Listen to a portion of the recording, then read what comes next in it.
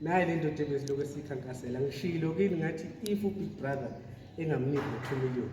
singamaZulu between 10 to 12 million eSouth Africa bekuyini u2 million umuntu nomuntu ekhipha u10 rand kodwa ke uBig Brother benzile ubulungisa lo bengikhuluma ngabo naye le ndoda sikhuluma mfowethu siyabonga mfowethu ngibonga mina baba amabhinqa akubonisa ukuthanda